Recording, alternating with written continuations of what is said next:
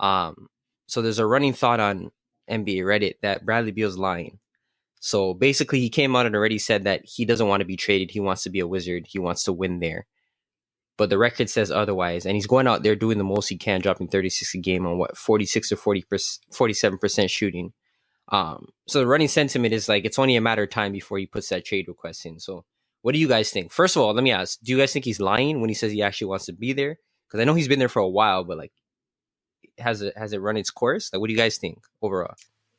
For me, like I've been saying, like if a player tells me something, it's hard for me to then say I don't believe you, as opposed to believing the media and whatever lies they're cooking up. So like I'm inclined to believe him. It just doesn't make sense. If he still wants to stay there, then he's a fool. It's that simple. Because you're not winning. John Wall came through. They shipped him out for the worst guard and gave up the first. So at this point, you're stuck in the same thing where man's just going to promise you every year is going to be different, and it's not. You can't be going out there dropping 36 and you can't win a game still. And now they're starting to circulate the videos of him literally not trying out there when he doesn't have the ball. So it's run its course still. Like I don't think he wants to leave because he told me that, and I'm gonna believe him. But fam, it just doesn't make sense. It doesn't make sense, but like it is what it is. Like, what are they supposed to do about that?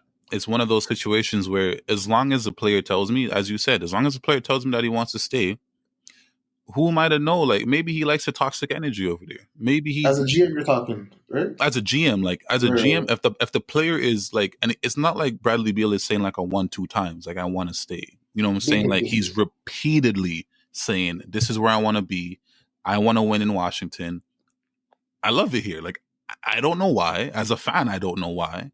But maybe he has, I don't know, maybe he has partners in the city, connections in the city. His shorty may have a store in the city. I don't know, fam. Like, or maybe he just realizes that Washington is a place where he can go off. He can just live freely. Maybe he's just he's up and maybe that I'm not trying to, call him a loser or anything like that. But if that is the case though, then he is a loser. He's a loser. Did he miss All-Star last year? Did he miss All-Star last year? Yeah, he did. I don't know. I don't think he's cool with missing All-Star. Just go.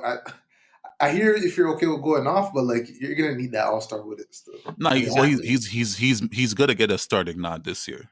Almost starting nod. We'll get into that. Almost assuredly, he's getting a starting nod this year. You didn't make my starters list. So, you might be right. I just haven't done the math, but nah. Because he's leading the Eastern. He's leading the Eastern. Kyrie and Trey. No. Last time I seen it was Beal. Or you're talking about he was leading the votes. Yeah, the votes. He's leading the votes right now. And then, so it's not obviously like the coaches are going to give him his votes. Right. So he should be starting. See, my only thing is, and for one, I feel like Bradley Beal, he wants to appear like a what's the word I'm looking for? He doesn't want to rub people the wrong way because I feel like maybe he wants to appear like a soldier, fam. Exactly, he wants to stand the line. He wants to look like a good soldier. Like, but my thing is this: is like you could tell he's frustrated from when he went out there and said that we can't guard a park bus or whatever the phrase he used. You could tell that he's frustrated, especially at the end of the night. What did he say? Bus. He said car, whatever it is. You know what I mean? Like you went out there and you could tell he's frustrated, especially at the end of games when he's repeatedly losing. So it's like my thing is, if I'm the GM. It's not like having Bradley Beal is making me win any more games. So why not package that? No. Package that. You don't have fans anyway. It's only a matter of time before he does it himself. Do it on your own terms. Here's devil advocate though, right? Because as a franchise, what all mans are looking for is a top 10 player, right? A top 10 player that's under 28 is even sweeter than that. And that's what Bradley Beal is. So Beal's a top 10 player, man. What are you talking about? Bradley Beal is a top 10 player. Yo, whether or not he's top 10, he can be there still. If he's on a better team, we'd be talking about him like he is. I just don't know a better shooting guard than him after you get past James Harden. But there could be 5 small forwards better than him. That don't mean anything. Fair. Okay, so we can say arguably a top 10 player. All right, all of that after you get past 7, it's all on the margins, anyways. Yeah, so, he's comparable to a man like PG, realistically. Yeah, so like you're not gonna just give up a young asset like that when he's telling you he wants to stay, right? And that could be a trick bag. I'm not saying that can be a trick bag. And if he decided when he is a free agent to up and leave, that's what it is because he gave you at that point it would be 10 years of his life. You know what I'm saying? And you guys didn't do nothing in the past 5 years of his life, right? But that's for the GM to toe the line and figure out what he's going to do. Me personally, I would definitely trade him because the asset isn't anything. It's not going to get higher than it is right now. And I was even hearing man say like you can still get.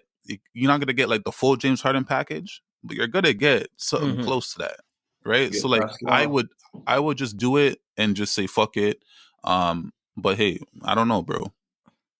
Because my thing is this is like it's different. It's different if you're like a middling team, like, you know, you're on the fringes of the playoff hunt, like you're 9th, 8th, 7th seed, and you're cool with just being in the hunt. That's cool, but you're nowhere near the hunt. Like him being there is not advancing your team any further than where they are already. And not to mention Russell Westbrook's already there, so he's gonna be there regardless. The way I look at it is like if he's not gonna at least bring you close enough to the point where you're gonna make a playoff berth, you have to package that and then just go full tank. Is that a slide on? But why? Like, if you're already tanking with him, why trade? Why not just hope you get a piece that can add to it? That's what I'm saying. I think the clock's ticking before he just trades anyway. He wants to trade anyway, so you might as well do it on your own terms. A man can't tell you that he doesn't want to be traded. I'm just going to say he wants out still. But then he can't go on the podium and say we can't guard a parked car. But that's just frustration with his team. I can be, but it's every night frustration. Man, me and you can get into something right now. That doesn't mean I want off the pot. I'm just cheesed at what's going on. What I'm saying is, but if you're the Wizards, if you offer him an extension and he declines it, then you ship that. But until then, I'm cooling. If he doesn't tell me he's not trying to stay, I'm cool. If I offer him the Supermax next year and he declines it, then you're out. Still, don't you lose your leverage that way? Because once he denies the extension, everybody knows.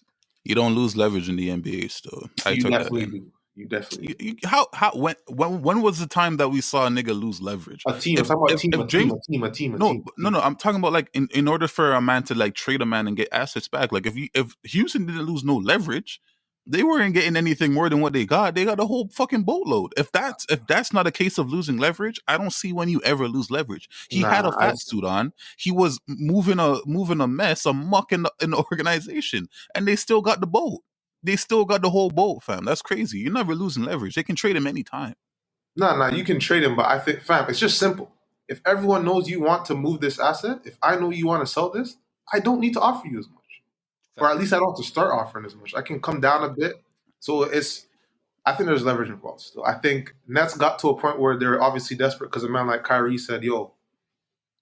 But other than that, but that's what I'm saying. There's always going to be at least a 1-2 desperate teams in the situation, in my estimation. That's what I've always seen. So Bradley Beal fits everywhere. That's one thing I can say. But I'm gonna keep going back to the Raptors. Just tell them about Pascal and whatever else you want. Still, facts. I wouldn't be able to do that we couldn't do that if he's walking in the door without an extension. He would have to walk in the door with an extension. But we took Kawhi without the section. That's different because we had the pieces for the championship. If we're giving up Pascal, we're not winning a ring. Okay, but let's be fair. Although we had a good team, I didn't think anybody think that we were like true championship contenders. You're capping because you're not a Raptor fan. No, I don't think that's fair to say. After I got Kawhi, when I got Kawhi, I was saying, that's cap. The general consensus was finals still. That was he's just not a Raptor fan, fam. Like, yeah, you can't ask a non-Raptor fan. That don't make no sense. Nah. I smell the bias in the room still. It's crazy. Still.